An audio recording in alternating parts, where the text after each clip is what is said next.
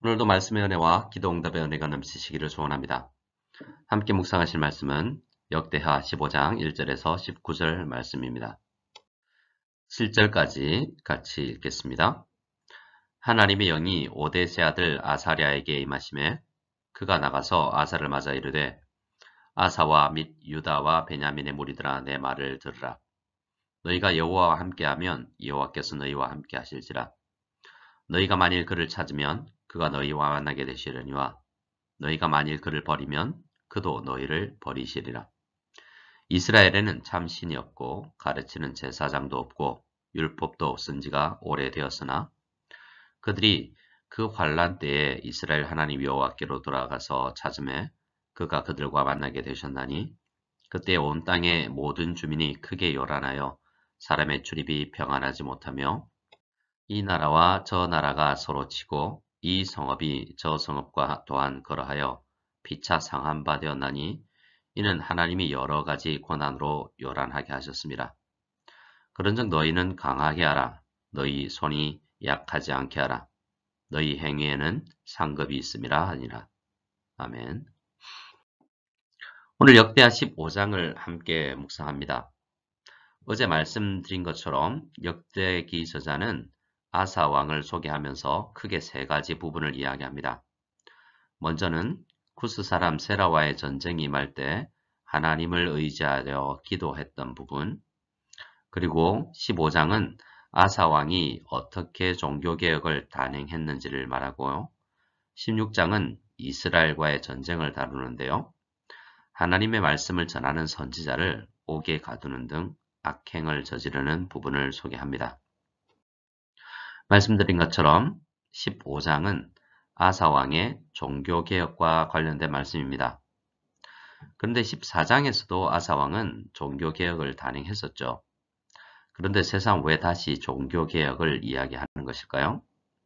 그것은 아사왕이 왕으로 등극한 후에 종교개혁을 단행했지만 큰 전쟁에서 승리를 하고 전리품을 많이 얻어 나라가 부강하고 평안해지자 다시 남유다 안에는 우상숭배 현상이 나타났기 때문입니다. 하나님은 아사 왕과 남유다를 사랑하셔서 선지자를 보내십니다. 오데세 아들 아사랴라는 많이 알려지지 않은 한 선지자를 통해서 하나님의 마음을 나타내신 것입니다. 아사랴 선지자는 먼저 왕과 백성들이 어떻게 하나님과 교제해야 하는지 그 원리를 가르쳐 줍니다. 그것이 2절입니다.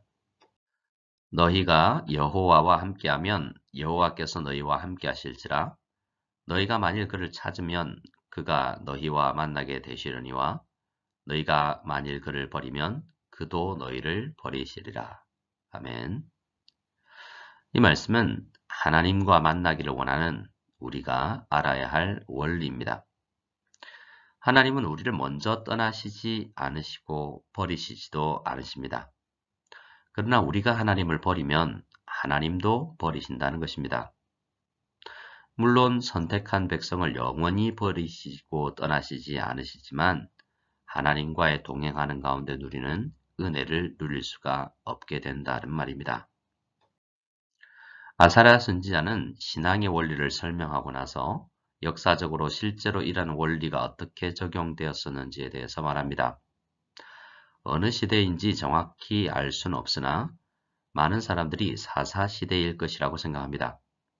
왜냐하면 참 신이 없고 저마다 자기 자신이 신이 된 시대, 제사장도 없고 율법도 무시된 대표적인 시대가 사사시대이기 때문입니다. 그러한 영적 암울한 시기에도 백성들이 하나님을 찾고 기도하면 하나님은 만나 주셨다는 것입니다. 그리고 5절과 6절을 보면 하나님을 찾지 않고 제사장이 없거나 제사장의 사역을 무시할 때 그리고 율법을 무시하고 저버리면 어떻게 되는지를 말하고 있습니다. 그때에 온 땅의 모든 주민이 크게 요란하여 사람의 출입이 평안하지 못한다라고 말합니다. 함부로 집 밖을 나오지 못할 정도로 국가의 치안이 엉망이 되었다는 것입니다. 또 국가와 국가가 전쟁을 하고 도시와 지역별로 분열과 폭동이 일어났다라고 말합니다. 이러한 일들은 하나님을 찾지 않고 떠나버린 하나님의 백성들에게 내리신 하나님의 징계였다는 것입니다. 7절은 아사랴 선지자의 결론입니다. 원리를 알고 역사에서 그 원리가 어떻게 적용되었는지를 깨달았다면 당연히 두 손 모아 기도하여 주님을 찾고 여호와와 함께하려고 애써야 한다는 것입니다. 그러면 상급이 있을 것이라는 약속도 전해주고 있습니다.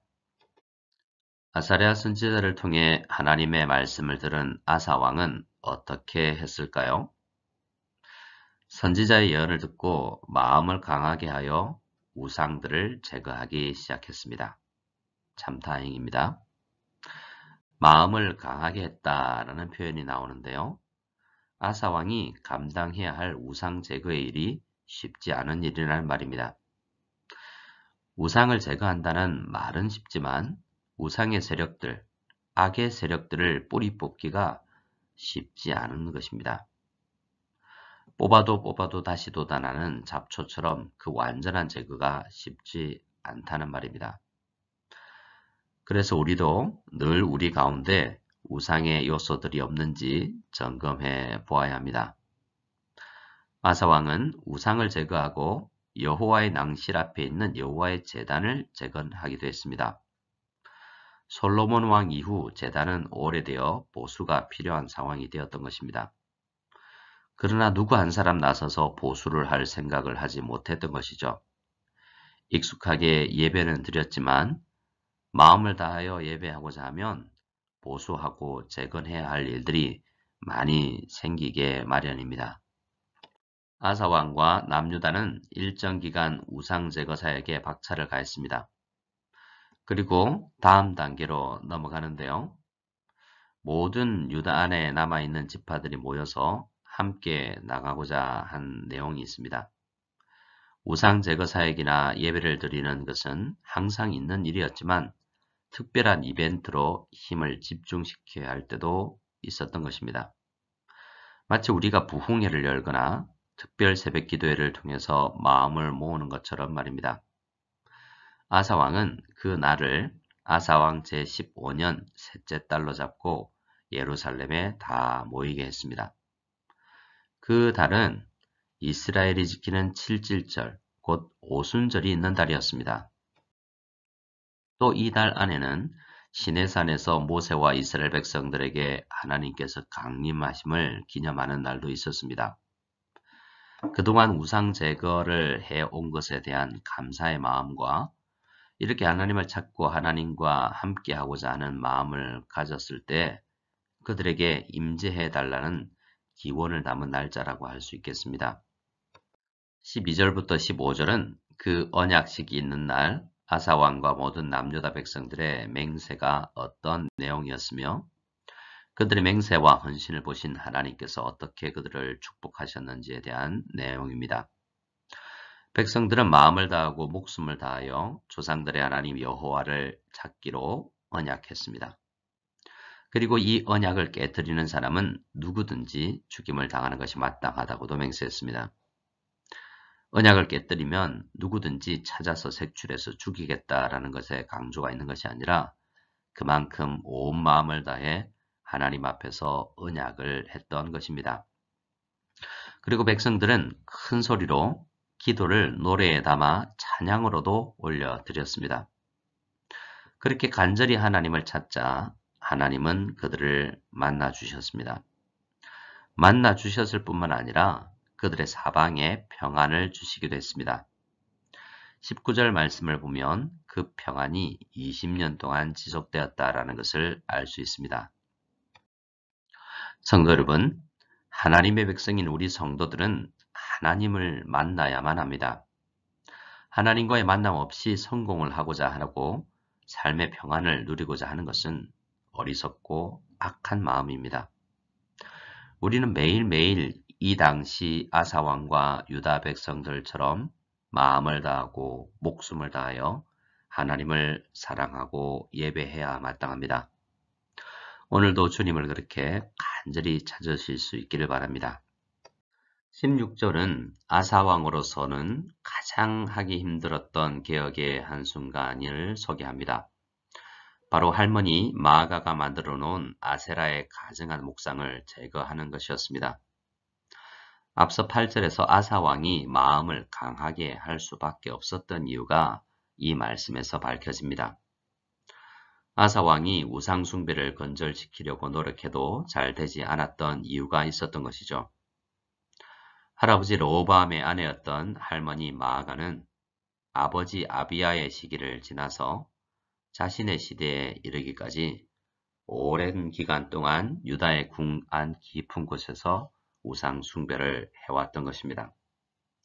그리고 마아가는 정치력을 발휘해서 자신의 영향력이 닿는 사람들에게 그 우상 숭배를 전했었겠죠. 지금 태우의 자리에 앉아있는 할머니를 폐위시킨다는 것은 상당한 정치적 위험이 뒤따르는 일이었습니다. 많은 정치 권력들을 손아귀에 쥐고 있었던 사람이었을 것이기 때문입니다. 하지만 아사왕은 하나님 앞에서와 백성들 앞에서 하나님과 언약을 했습니다. 온 마음과 목숨을 건 언약을 했었지 않습니까? 그래서 사사로운 감정과 정치적 위험이 또한 예상되지만 우상 제거를 단행했던 것입니다. 성도 여러분, 우리는 이렇게 마음을 강하게 하고 성도로서 해야 할 일들을 해야 마땅합니다. 그 일에 많은 어려움과 난관이 예상된다고 해도 해야 할 일은 해야 하는 것입니다. 17절부터는 아사왕의 종교개혁 이야기의 마지막 부분입니다. 17절에 산당은 이스라엘 중에서 제거하지 아니하였지만 아사왕의 마음이 일평생 온전했다라는 평가를 내립니다. 이 부분은 몇 가지 해석이 있는 부분이지만 그 핵심은 아사왕으로서는 최선을 다해서 우상 제거 사역을 했다라는 것입니다.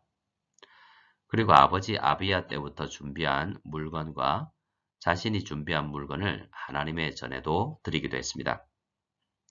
바른 예배를 드리기 위해서 필요한 것이 무엇인지 깨달아갔던 것입니다. 19절은 아사왕 제35년까지, 즉 20년 동안 하나님께서 남유다에 평안을 선물로 주셨다라고 결론 내립니다. 아사왕과 남유다는 평안함과 부유함으로 인해서 바른 예배를 한동안 드리지 못했습니다. 하지만 선지자의 말씀을 듣고 마음을 강하게 하여 하나님을 찾기 시작했고 끝내 하나님의 함께하심의 은혜, 하나님의 함께하심으로 말미암아 누리는 평안의 은혜를 받아 누리게 되었습니다. 성도님들, 우리가 무엇으로 진정한 평안을 누리게 될 수 있을까요? 진정한 평안은 하나님께서만 주실 수 있는 것이다 라는 사실을 우리가 안다면 우리는 또한 당연히 하나님께 간구할 것입니다. 여러분, 아사왕처럼 온 마음과 목숨을 다하여 주님을 향했던 그 아사왕처럼 우리도 주님을 향하는 이 새벽이 될 수 있기를 기도합니다. 그리고 우리도 아사랴 선지자처럼 누군가에게 하나님의 말씀을 전하는 전도자의 도구로, 전도의 도구로, 선교의 도구로, 복음의 도구로 다 사용될 수 있기를 간절히 소원하실 수 있기를 바랍니다. 함께 주기도문 드리겠습니다. 하늘에 계신 우리 아버지여, 이름이 거룩히 여김을 받으시오며 나라가 임하시오며 뜻이 하늘에서 이루어진 것 같이 땅에서도 이루어지이다. 오늘 우리에게 일용할 양식을 주시옵고 우리가 우리에게 죄 지은 자를 사하여 준 것 같이 우리 죄를 사하여 주시옵고 우리를 시험에 들게 하지 마시옵고 다만 악에서 구하시옵소서. 나라와 권세와 영광이 아버지께 영원히 싸움나이다. 아멘.